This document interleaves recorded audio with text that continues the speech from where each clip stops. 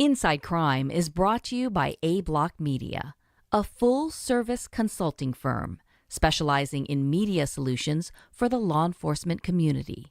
Law enforcement professionals know A Block is a partner they can trust.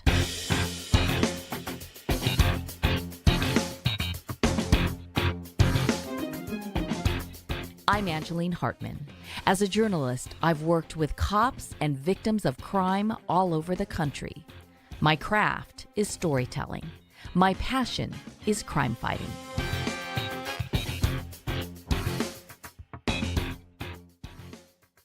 Hi, everyone.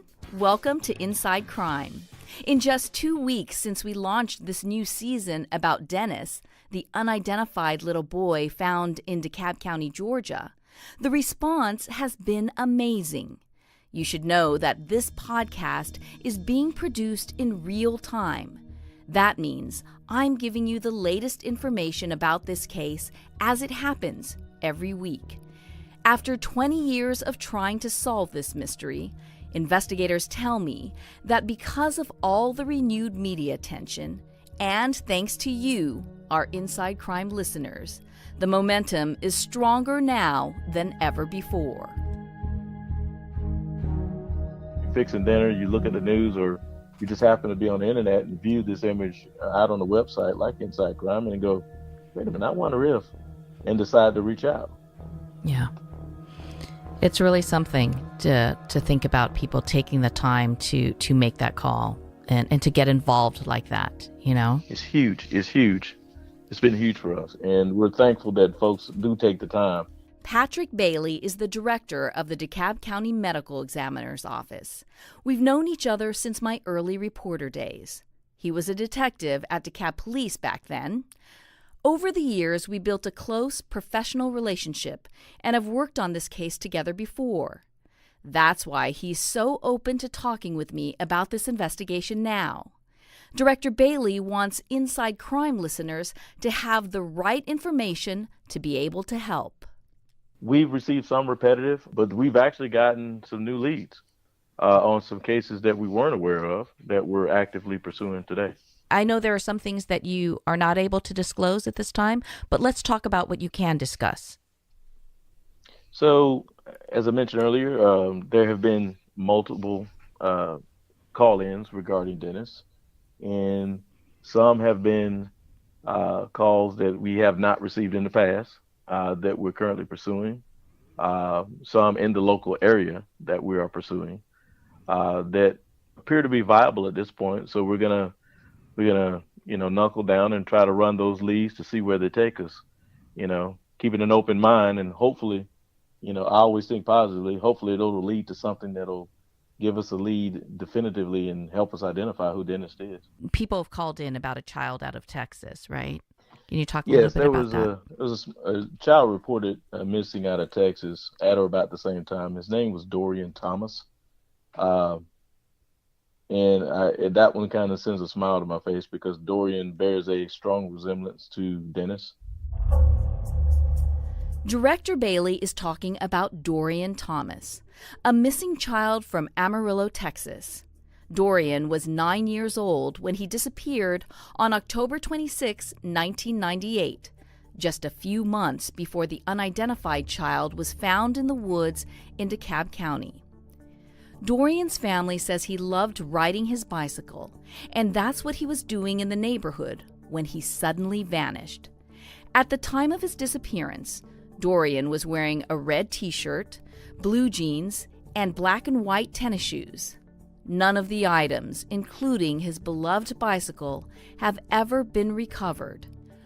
Over the years, many calls have come into the DeKalb County Medical Examiner's Office, suggesting there might be a connection to Dorian Thomas. In 2005, Pat Bailey was an investigator working on the case when he got one of those calls. I remember you told me about that you thought, I've got it. This is the one, right? Yes. What was so similar about that one? He was similar, although he was on the top end in terms of age when he went missing. The resemblance to the reconstruction at the time bore a strong resemblance to Dennis. and the time period at which Dorian went missing was close to Dennis, which would put him at or around the time Dennis would have turned up with us. Mm-hmm. Um, so once I saw that image, I go, "That's him. That's got to be him." Right. Uh, but like most things, you want to make sure you got your solid stuff in place before you start pursuing a new lead. And I reached back to an old detective, or a war dog, so to speak, Woody Hall, who would inform me that hit had been ruled out at that point in time. Yeah. But it did get me excited. I'll fully admit it got me excited. Another name that often pops up in this investigation is Tavish Sutton. Tavish was just a baby when he disappeared from an Atlanta hospital in 1993. When investigators first got his name, they reacted quickly. The fact that he was from the Atlanta area, you want to jump on that one quick. Thomas appeared to be a little bit more resembling Dennis. Tavis, because he's from the area, that one kind of reached and grabbed you and go, "Oh my God, that's got to be him as well." But yeah, those two are the closest, but of course they have both been ruled out. Yeah. It's got to be something for people to pick up the phone or send an email to call you guys, right? To think about because whenever somebody makes that call, they really believe in their mind they're holding the piece of information that could break this open. I think some of this has to do with people thinking back toward that time period and going, I remember that small kid that used to run around the neighborhood, or I remember that classmate of mine that just didn't show up for school the next day. And now, one woman says she does remember. She called investigators about a classmate of hers, a little boy who suddenly didn't show up for school one day. Would you call that your number one, the strongest lead that you're following right now, or no? To date, yeah, it is the strongest lead we received. The director tells me the woman lives in Metro Atlanta, and she believes she was in second grade back then.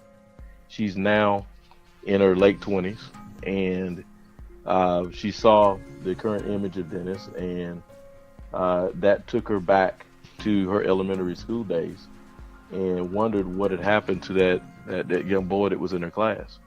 It touched her so much that she decided to call in to the national network. They referred it to us, and we're currently pursuing it. Wow. What was your first reaction to that? I got giddy again, so to speak.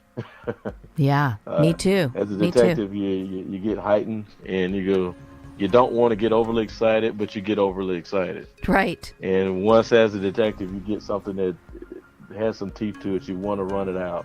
But you also want to make sure you don't miss anything. So it's hurry up and slow down. Right. And so you guys are in the process of doing that now? Yes. That's exciting. That's really something. Yes. It's one of those things where we're excited. We got a lead that we hadn't pursued in the past. So we want to make sure we get our basics down right before we, in hopes of not missing anything. Yeah.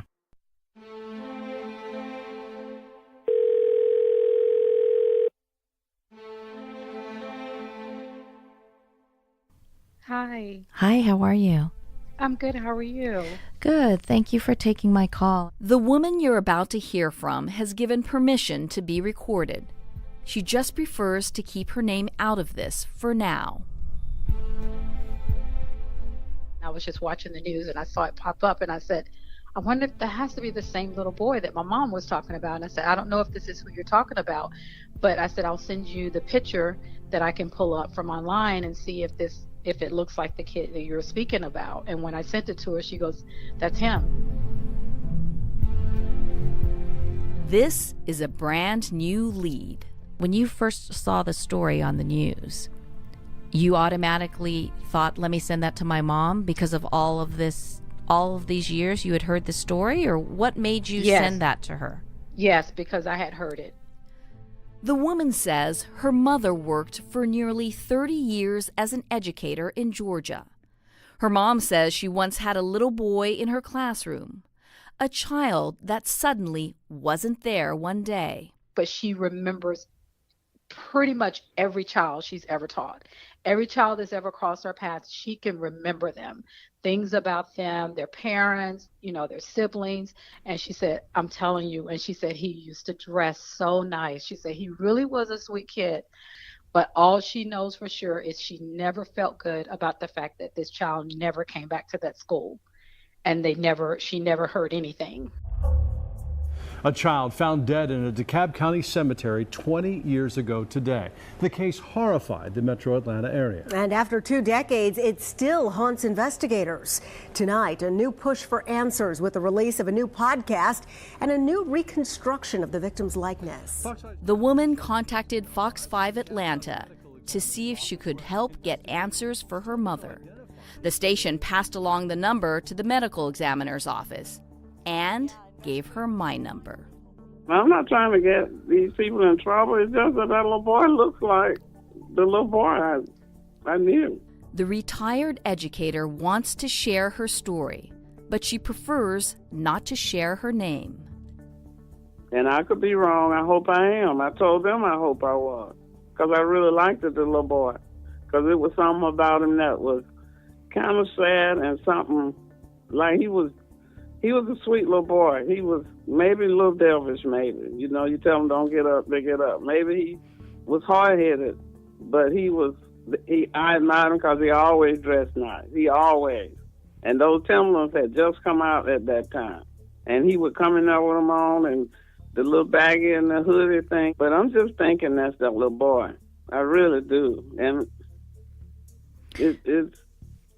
I hope I'm wrong. She says she called police back in 1999. When the little boy's skeletal remains were first discovered, she says she reported that a second grader in her class, fitting the description, had suddenly stopped showing up for school. And that's when the 2 detectives came out and talked with me. And I even took them around the neighborhood because they were in an unmarked car so that it wouldn't get me in trouble with the neighbors. The woman says she showed the detectives where the boy used to live with relatives. She says that's when detectives saw a chilling coincidence. A car parked at that house matched the same car described by a possible witness at the cemetery in DeKalb County. And we rode around in the neighborhood, and I pointed the house out. One of them looked at the other one, and he said, oh, my God. And it was in that yard. And that detective even said, well, oh, my God. It seemed everything was lining up. Could the little boy from her class really be the same child found in the woods? She says detectives later told her that she was wrong, that the child had apparently moved to a detention facility of some sort. A detention center in second grade? The woman says that never settled right with her, especially because if that did happen, she says she would have known. Because why? Because I was the assistant in the office, too. And when I didn't have kids, if a child was getting transferred to another school, their records have to be transferred to that school also. So I would run off the child's records and give them to the school mail, and they would go to the school the child go to. So nobody got transferred from a school that maybe I didn't do the paperwork for them to be sent. And I never sent any for him, and he just never showed up. I never saw him again. I actually have chills. I mean, I have a younger son that is the age of this young man. If someone did do something to him, whether intentionally or accidentally, and to think of them living with this torment all this time, I just can't imagine a child being in that situation. It just breaks my heart to think that something like that happened to someone, an innocent child, There are more details that make the woman's story very interesting. It's a lead that investigators will definitely check. No matter how it turns out, though, the mother and daughter are doing exactly what investigators have been asking all along. If you have any information, big or small, that could be related to the unidentified child in the woods, They want to hear from you. Coming up next on Inside Crime. Unlike every other case we have covered, there is so much love for this child that emanates through the police work, the media, the medical examiner. Everyone that's been involved has been so passionate about giving this boy's case some resolution. More eyes on this mystery than ever before. That's coming up on Inside Crime. Inside Crime is produced by A Block Media. For more information about this episode, check out our website, InsideCrime.com. Feel free to drop me an email too. I would love to hear from you. Thank you so much for listening. I'm your host, Angeline Hartman. Be sure to subscribe so you don't miss an episode of Inside Crime.